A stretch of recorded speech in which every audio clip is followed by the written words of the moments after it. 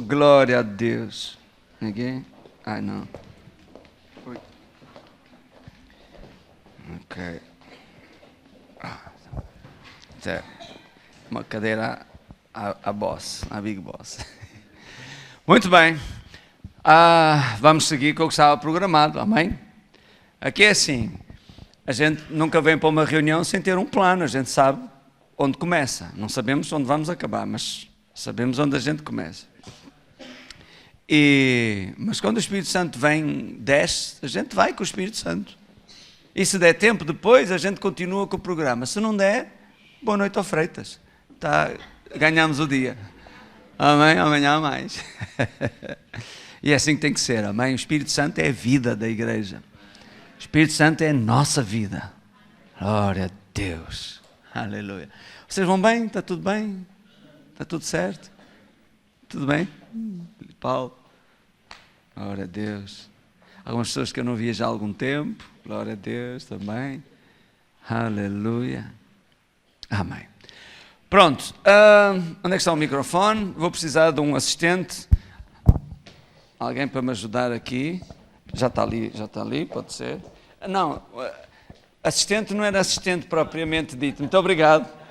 É um assistente só para levar o microfone às pessoas que vão fazer as perguntas. Ok, Karen. Então, nós temos algumas perguntas base.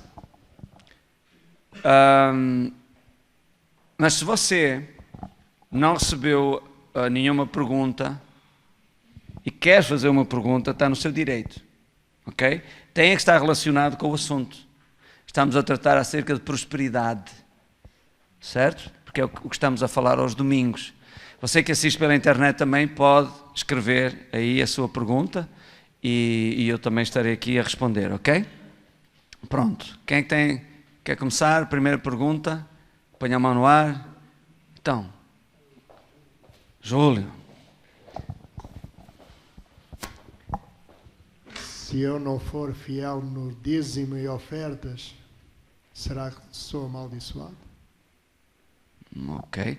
Entenderam todos a pergunta? Ouviram? Ok. Então, temos no Velho Testamento uma relação direta entre o dízimo e a bênção de Deus, e existe aí também a pairar a maldição, não é? Quando Deus disse, com maldições sois amaldiçoados, porque me roubais a mim, vós, toda a nação. Na verdade, veja o seguinte, algumas igrejas, eu não estou aqui a julgar ninguém, nem eu só estou a estabelecer aqui algum um paralelismo, digamos assim. Metem medo às pessoas de que se elas não derem o dízimo, ficam debaixo de maldição. Ok? Honestamente falando, eu não vejo que o facto da pessoa não ter dado o dízimo ficou amaldiçoado, porque Cristo nos resgatou da maldição da lei. Entendeu? No Novo Testamento, quanto a mim, é o que eu creio, ok? Você pode pensar de uma maneira diferente, mas isto é como eu penso. E estou com Paulo e creio eu que tenho o Espírito de Deus. O dízimo é algo mais sublime do que era no Velho Testamento. No Velho Testamento era da lei, imposto. No Novo Testamento é do coração.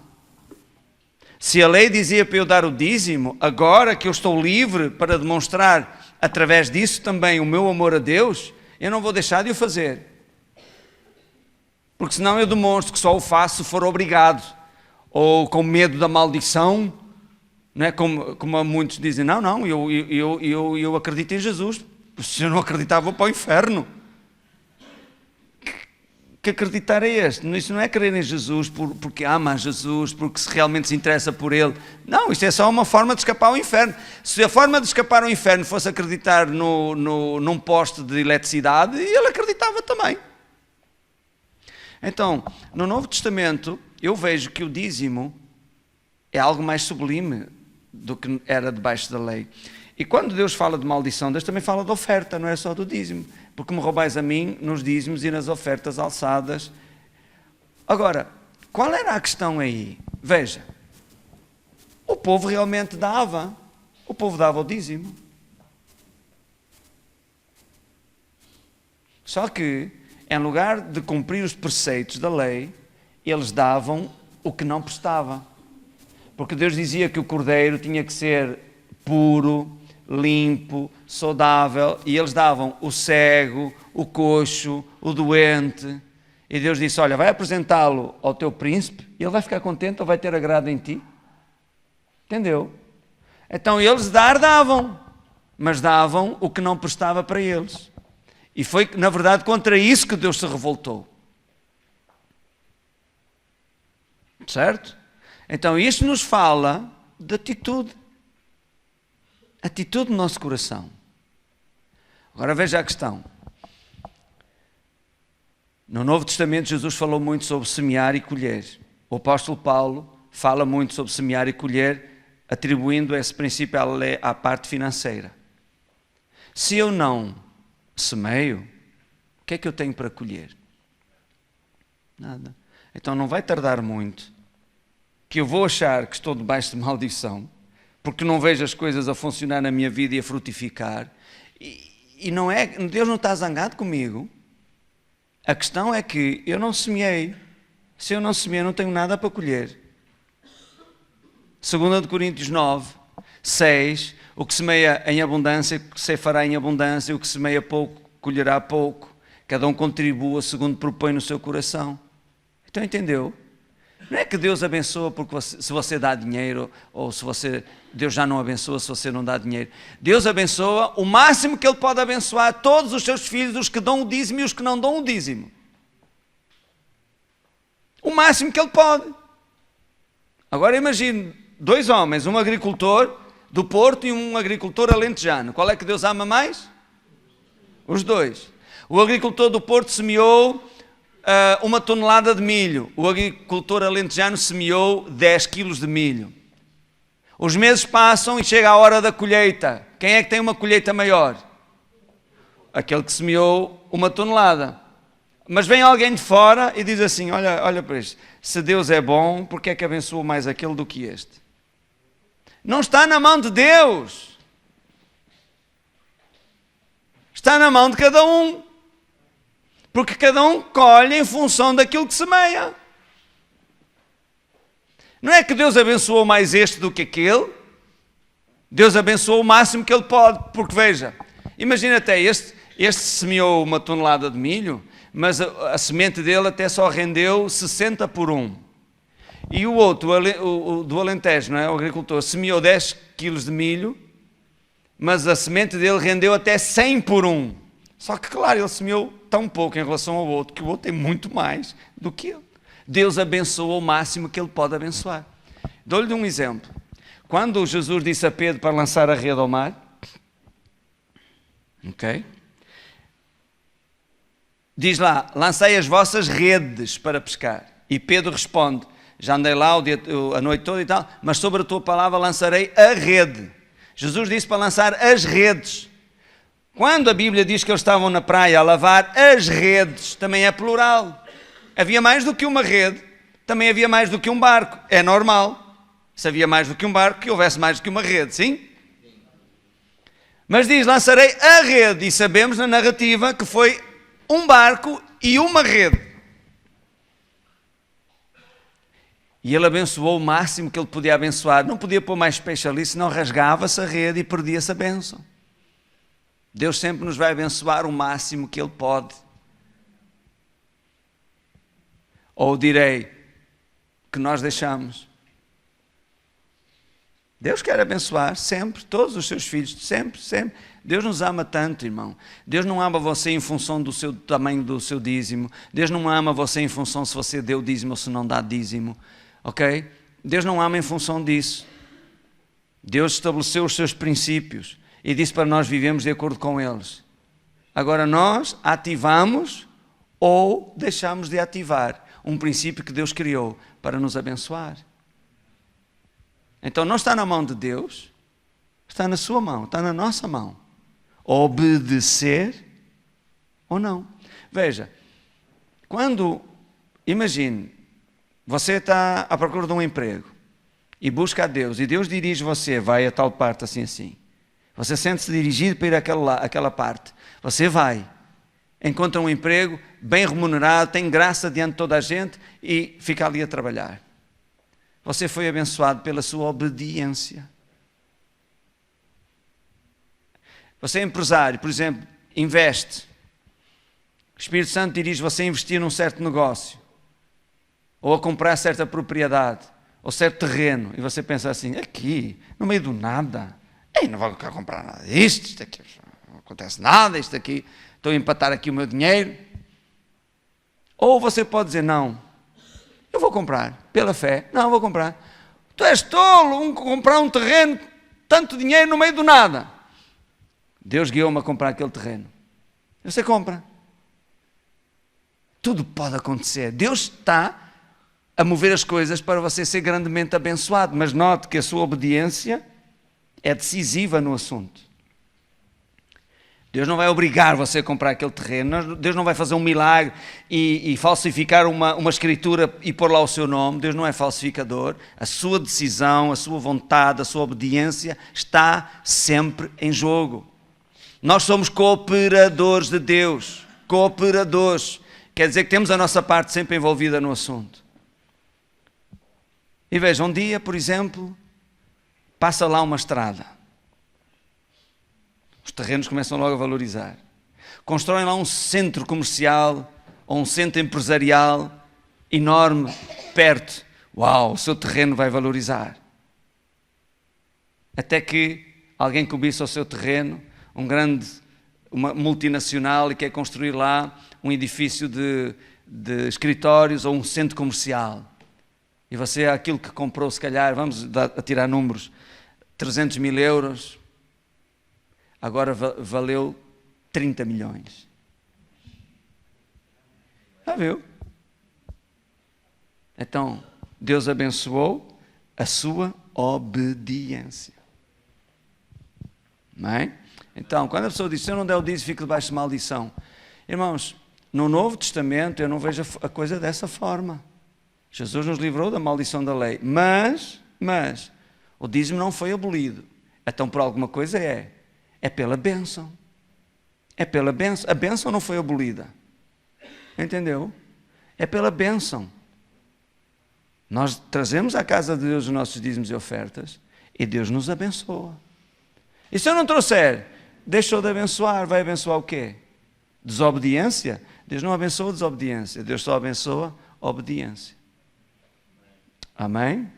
E na verdade não é que Deus amaldiçoasse, porque Deus diz, com maldição sois. Deus não disse, eu te amaldiçoo. Mas o que é que traz a maldição? Vamos ver o que é que ele diz a respeito dos que dão. Repreenderei o devorador. O devorador é o diabo. Então o diabo é que traz a maldição. E qual foi a porta? Desobediência, a desonra a Deus. Porque quando honramos a Deus, quando trazemos o nosso dízimo à casa de Deus, estamos a honrar a Deus. A reconhecer, Senhor, reconheço que tudo o que tenho veio de Ti e aqui está a Tua parte. Isso é honrar a Deus. E Deus abençoa. Certo? Amém? Então, é isso. Outra pergunta? Certo, Júlio? Espera aí, de quem tem o papelinho? Vocês têm que se manifestar, porque senão eu não sei. Ok, a seguir, tens o papelinho? Tens? Então a seguir fazemos, a seguir depois é o Danilo. Vá. Quem é que vai perguntar? Ok. Deus é amor, vivemos na graça. Eu sou obrigada a dar o dízimo? Não percebi. Deus é amor, vivemos na graça. Sou obrigada a dar o dízimo? Ah, Deus é amor e vivemos na graça, sou obrigado a dar o dízimo. Ok. Quero que vocês saibam que estas perguntas também têm o objetivo de esclarecer dúvidas a muitas pessoas, não só da igreja, como pessoas que assistem pela internet. Ok? Não, você não é obrigado a fazer nada. Entendeu? Você não é obrigado nem a aceitar Jesus, você não é obrigado nem a dar o dízimo, você não é obrigado a dar oferta. Alguém aqui é obrigado? Não. Você não é obrigado a servir a Deus, você não é obrigado a estar aqui, você não é obrigado a nada. Por isso Deus nos deu uma vontade própria. Se Ele nos quisesse obrigar a alguma coisa, o melhor caminho até seria não nos dar uma vontade. Porque assim nem lhe dava trabalho a Ele em obrigar-nos a fazer isto ou a fazer aquilo. Agora, há coisas que Deus quer e que nós não queremos.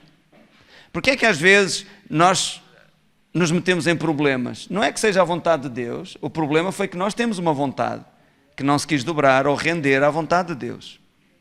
Jesus disse sobre Jerusalém tantas vezes que eu quis recolher-te debaixo das minhas asas, como uma galinha recolhe os seus pintos, e vós não quisestes. Por isso a vossa casa será deixada deserta. Deus queria proteger o povo, mas o povo não quis. E Deus não obrigou. Por isso veio a calamidade. Mas espera aí, foi Deus que mandou a calamidade? Não, Deus queria protegê-los. Logo, a calamidade não viria, porque estavam debaixo da proteção de Deus. Mas como eles não quiseram, não havia proteção, a calamidade veio. Então, o facto de Deus ser amor e nós estamos debaixo da graça, se de alguma maneira eu sou obrigado a fazer isto ou a fazer aquilo, não. Nem no Velho Testamento, que era debaixo da lei e era imposto, o povo era obrigado. Eles faziam sempre o que eles queriam, por isso é que se metiam em problemas tantas vezes, porque faziam o que eles queriam. Então ninguém é obrigado a fazer coisa nenhuma. Quando nós damos por obrigação, a Bíblia diz que nós perdemos a bênção. Deus não ama isso. Deus ama o que dá com alegria. Então é assim que nós devemos dar, não por obrigação, porque Ele mesmo diz, não por constrangimento ou por necessidade. Deus ama o que dá com alegria. Se a pessoa não tem alegria em dar, não dá, porque foi o melhor que fez. Não perdeu aquele dinheiro. Agora, se a pessoa tem alegria em dar, aquele dinheiro é semente que Deus vai multiplicar muito. Amém? Ok. Outra pergunta? Se Jesus foi pobre, por que se prega a doutrina da prosperidade? Ok. Esse termo doutrina de prosperidade é um termo que proliferou em determinados ciclos evangélicos que são contra a ostentação ou contra a riqueza ou que acham que a riqueza é do diabo. Então apelidaram esse tema de doutrina de prosperidade. Na verdade não existe a doutrina da prosperidade. Você vai a Hebreus capítulo 6, tem as doutrinas rudimentares de Cristo e não tem lá nenhuma a dizer doutrina da prosperidade. Não tem, entendeu? Não existe a doutrina da prosperidade. Na verdade o que existe como doutrina é a obediência a Deus. Obediência a Deus. E a obediência traz prosperidade. Se quiserdes e obedecerdes, comereis o bem desta terra.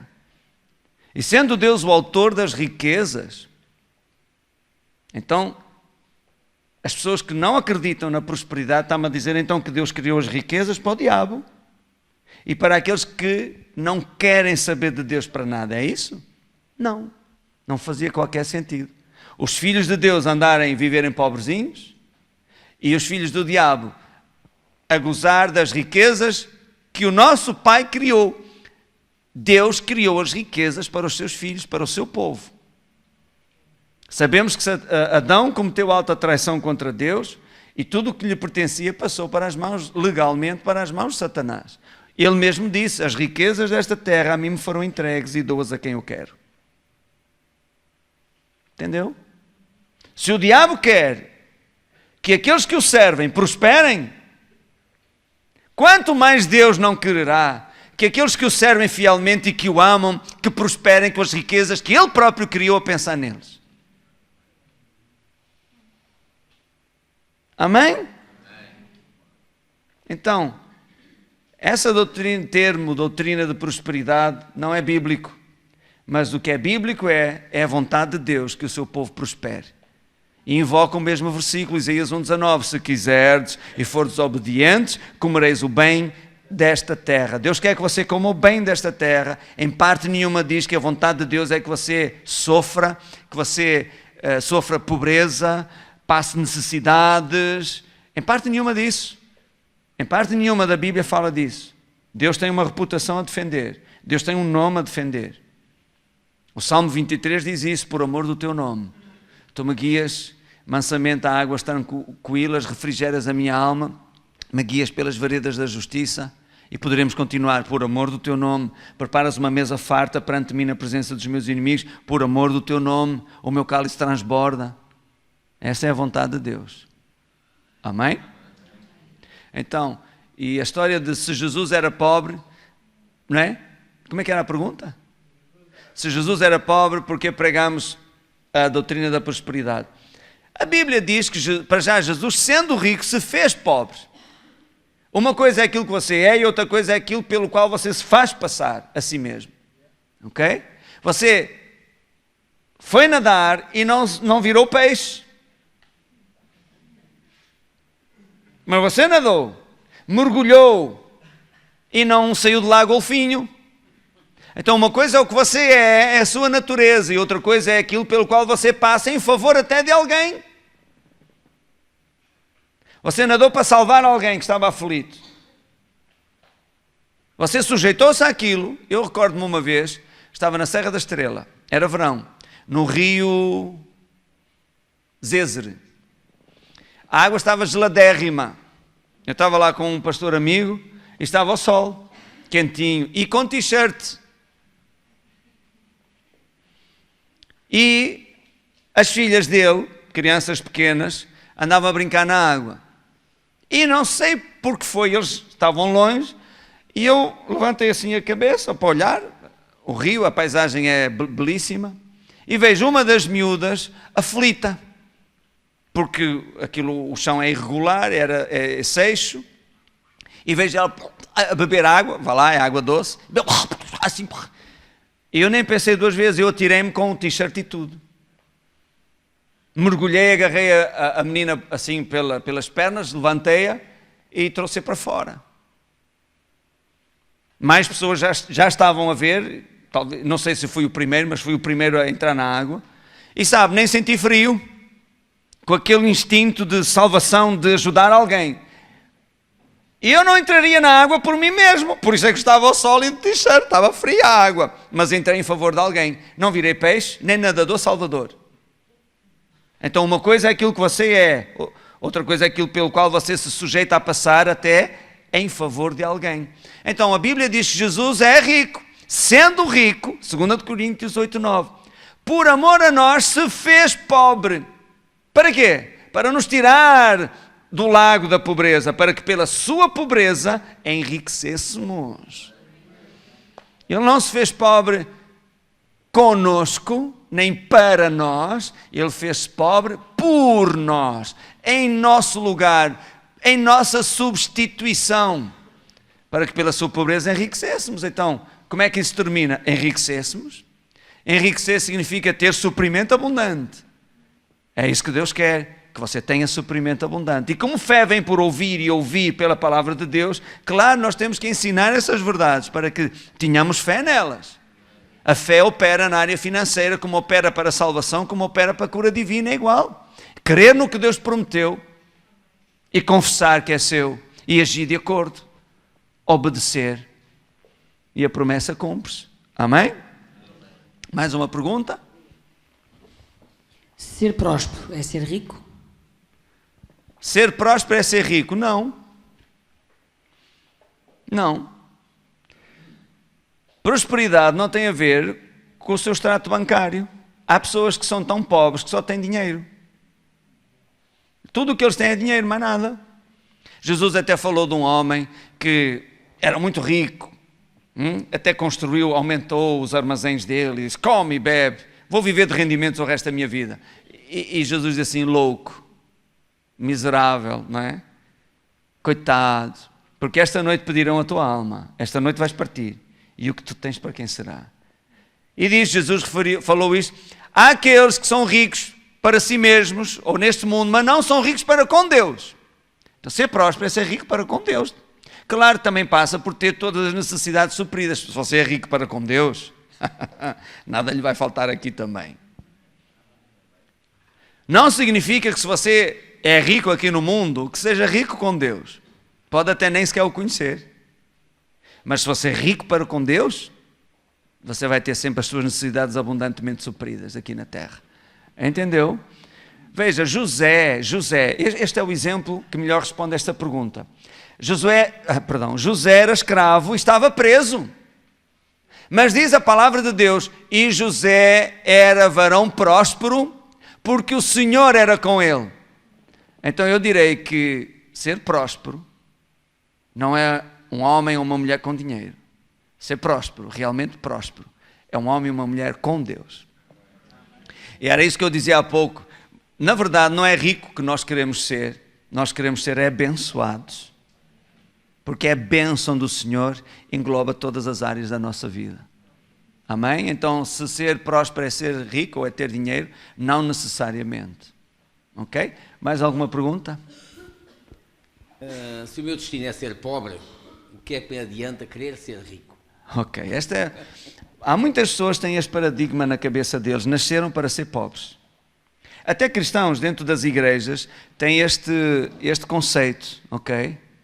Que nasceram, uns nascem para prosperar, para ser ricos, e outros nascem para ser pobres. E a desgraça é que eles sempre nasceram para ser pobres. Os que nasceram para ser ricos são os outros.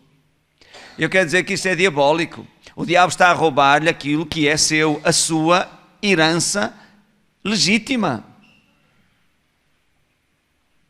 Porque o diabo sabe que o dinheiro que cair nas mãos de um cristão que ama a Deus, que é fiel a Deus, é dinheiro que vai patrocinar o Evangelho.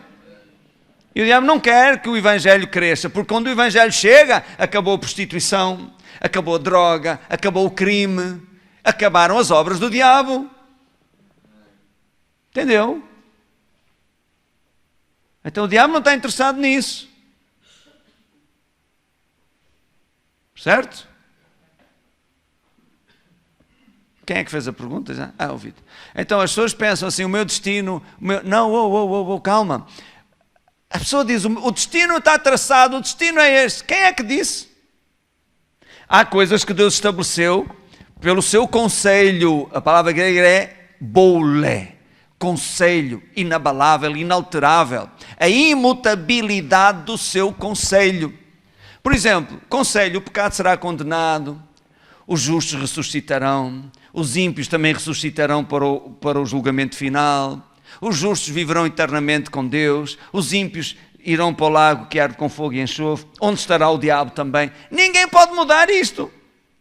No fim dos tempos haverá guerras, rumores de guerras, etnias contra etnias. Ninguém pode mudar isso. Por mais que você ore, por mais que você interceda, por mais cadeias que se façam de oração e jejum, nada vai mudar. Porquê? Porque isto foi decretado pelo conselho de Deus, o boule. Entendeu? Nada nem ninguém pode mudar isso. Agora, é interessante que quando fala de vontade e se refere a nós, a palavra é diferente. Não é conselho, é vontade. Vontade. Quando diz 1 Tessalonicenses 1:9, para que sejais cheios do conhecimento da sua vontade. A palavra aí é telema, que significa desejo, vontade, prazer, e refere o plano de Deus para a vida de alguém. Mas que sempre a decisão final está do lado da pessoa em fazê-la ou não fazer. Então, quando as pessoas dizem é o destino, não, o destino só vem justificar a irresponsabilidade da pessoa nas decisões que ela tomou. Porque o seu destino e o meu, somos nós que o fazemos, com a nossa atitude e com as decisões que nós tomamos. Nós não somos vítimas do capricho de Deus ou o capricho do destino. Nós fazemos o nosso destino. Deus diz, olha, eu desejo que vais por este caminho. E a gente escolhe ir ou não. Até no Velho Testamento, debaixo da aliança, Deus falava assim e Ele não muda. Está aqui a bênção, está aqui a maldição, está aqui a vida, está aqui a morte. E eu acho que o povo ainda ficou um bocado confuso. E Deus disse assim, olha, escolhe a vida. Para que vivas tu e os teus filhos depois de ti. Mas quem tem que escolher? Você e eu. Não é o destino que escolhe, é você que escolhe o caminho a seguir. Por isso Isaías 55, né, diz lá, assim como a neve e a chuva cai dos céus e para lá não torna, mas rega a terra e faz produzir e brotar e dar semente ao que semeia e pão ao que come, assim será a palavra que sair da minha boca, não voltará para mim vazia. Deus enviou-nos a sua palavra para quê? Sabermos os seus caminhos e conhecermos os seus pensamentos. e andarmos neles, obviamente. Amém? Então, ninguém aqui nasceu com destino para ser pobre. Na verdade, ninguém nasceu com destino até para ir para o inferno. É o meu destino, vou para o inferno que é o meu destino. Não, Jesus, Deus amou de tal maneira que deu o seu Filho unigênito para que você creia nele. Não vá para o inferno, mas tenha vida eterna.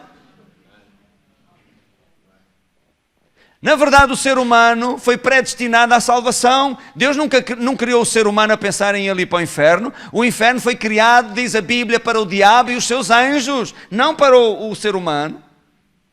Mas porque o ser humano vai para o inferno? Porque ele rejeitou Jesus. Entendeu?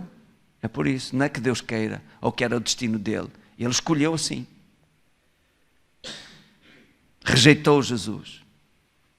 Recusou a ajuda de Deus. Recusou o amor de Deus por ele. E ao fazê-lo, escolheu a perdição. Vai lá perguntar se os que estão no inferno queriam lá estar. Nenhum deles quer. No inferno não há sequer ateus. Podiam até ser aqui, mas morreram. Converteram-se logo. Infelizmente foi tarde. Quem está no inferno não quer estar. Mas mal ele sabe que escolheu estar lá. Por isso é que ele lá está. Não escolheu o inferno. Rejeitou Jesus, está a escolher o quê? Rejeitou o único caminho de salvação, está a escolher o quê? A perdição. Ok? Então, ninguém nasceu com o destino de ser pobre, nem de ser rico. Você trabalha, você constrói o seu futuro, você realiza os seus sonhos, você esforça-se, você vai à luta, você confia em Deus, você obedece a Deus e as coisas funcionam na sua vida. Outra pergunta então. Eu acho que esta veia até lhe foi-se. Ainda agora o pastor falava em droga e crime, a pensar nos contextos de droga e crime. Tu não achas errado desejar ser rico quando o dinheiro é raiz de todos os males? Errado desejar ser rico quando... Ok, vamos dizer desejar ser próspero ou abençoado quando o dinheiro é raiz de todos os males. Bem, de facto a Bíblia não diz que o dinheiro é raiz de todos os males, vocês sabem isto. Diz que o amor ao dinheiro é raiz de todos os males. Okay? Então há pessoas que sofrem do coração porque amam o dinheiro. Não quer dizer que tenham muito dinheiro. Se calhar até não tenham, não é? Pessoas que vivem debaixo de stress porque amam o dinheiro. E não devem ter muito. Se tivessem muito, não havia razão para stress. Mas porque têm pouco, mas amam o dinheiro, se padecem de diferentes males e de vários males. Entendeu? Então, não é errado você desejar ser ou ter o que Deus já lhe prometeu. Será errado alguém desejar ser salvo? Não. Será errado alguém desejar ser curado? O preço foi pago na cruz. Então, será errado alguém desejar ser próspero e abençoado? Não. É o próprio Deus que fala que quer que assim seja. Então não é errado você desejar viver com aquilo que Deus prometeu. Amém? Ok. Temos o Danilo que tinha uma pergunta. Qual a mentalidade da prosperidade e quais são os pilares que sustentam a prosperidade? Então, qual é a mentalidade da prosperidade? Podemos juntar um pouco de cada resposta que eu fui dando aqui, ok? Veja, prosperidade é um homem e uma mulher com Deus. Não é um homem nem uma mulher com dinheiro. É um homem e uma mulher com Deus, que ama a Deus, que obedece a Deus, certo? A verdadeira prosperidade é o que eu referi há pouco, é a bênção de Deus na vida de uma pessoa. Veja, José era um escravo. E é um escravo preso. Porque tem escravos, ok? Que estão no fundo da cadeia social, e depois ainda tem os escravos abaixo de escravo, que é o escravo preso. Entendeu? Porque cometeu algum tipo de crime. Então, José não podia ser mais baixo, mas a Bíblia diz que ele era varão próspero, porque o Senhor estava com ele. E ele tinha dinheiro? Não. Não lhe faltava nada também. Mas veja, a prosperidade já estava com ele quando se tornou manifesta. Ele não foi transformado no dia que chegou diante de Faraó. Ele já era aquilo. Já estava dentro dele. E ali simplesmente foi manifesta. Quais são os pilares que sustentam a prosperidade? Olha, falar do ponto de vista natural, trabalhar com honestidade. Você não pensa ser próspero, ficar na cama até o meio-dia? Quer dizer, se você trabalha turnos, não tem nada de mal, não é? Você trabalhou a noite toda. A dormir esta hora, 1h. Pois, mas dava você a dormir, dava eu a trabalhar. Trabalhar com honestidade. Trabalhar. Ouviu o que eu disse? Trabalhar. Trabalhar é o passo importante. Deuteronômio 28 diz que Deus vai abençoar toda a obra das suas mãos. Se as suas mãos não têm obra, Deus tem o que para abençoar? Diga-me lá. Então esse conceito de ficar em casa, não, eu creio, Deus me vai fazer prosperar. Mãe. E vai dormir, tirar uma sesta às 11 da manhã, porque acordou às 10 e estava cansado. Olha, isso não vai funcionar. Deus vai lhe dizer, como dizem provérbios, ó preguiçoso, aprende com a formiga. E é a formiga que vai ensinar uma lição. Segundo, obedecer a Deus, honrar a Deus. Com as suas finanças, com os seus dízimos e ofertas. O dízimo é a prestação de uma vassalagem. Nós não pagamos impostos aos que exercem domínio sobre nós. Não lhes devemos obediência e a eles pagamos os impostos. É uma demonstração da nossa submissão, da nossa vassalagem à lei do país e às autoridades do país. Certo? Quando nós trazemos o nosso dízimo à casa de Deus, isso é um sinal da nossa vassalagem a Deus. Reconhecemos. Por isso Jesus disse, dai a César o que é de César. Mas dai a Deus o que é de Deus. Quer dizer que havia algo para dar a César, que são os impostos, mas há algo para dar a Deus. Entendeu? E cada coisa ao seu dono. O que é de César é de César, mas o que é de Deus é de Deus. Amém? Então, os pilares que sustentam a prosperidade, pode haver uma lista enorme deles. Agora o que vem aqui a pensar é trabalhar, é obedecer a Deus, ser dirigido pelo Espírito de Deus, amar a Deus, amar a obra de Deus, andar em amor, andar em perdão. Você não pode esperar ser próspero e andar sempre em contendas com toda a gente. A bênção de Deus não vai operar aí. Porque diz onde há contendas e guerras, há toda a obra maligna. E a obra maligna não traz bênção nenhuma. Não traz multiplicação. Na verdade, vemos lá em Marcos 4, que Jesus fala da semente. O diabo está sempre a tentar atrofiar a semente. Se não consegue tirá-la logo, então vai fazer com que ela seque, com tribulação e perseguição. Se não conseguiu que ela secasse porque tinha terra profunda, então ele vai trazer os espinhos também para abafar a semente. Se não consegue arrancá-la, então que não dê fruto. Entendeu? Isso é tudo obra do diabo, sempre para roubar, matar e destruir, disse Jesus. Então ande em amor, perdoe, fale bem de quem falou mal de si, faça bem a quem lhe fez mal. É fácil? Não é. Mas é o caminho da prosperidade. Tudo isto são colunas que sustentam a sua prosperidade. Sirva a Deus. Servireis ao Senhor vosso Deus, Ele abençoará o vosso pão e a vossa água, tirarei do meio de ti as enfermidades, entre ti não se achará a mulher que aborte, nem estéril na tua terra, e o número dos teus dias cumprirei. Não é? Mais alguma pergunta? Espero ter respondido. Se tiveres mais colunas, depois diz-me. Mais alguma pergunta? Uma aqui, então. Depois vamos terminar. Em João 12,6 diz que Judas tirava o que era lançado na bolsa em vez de semear.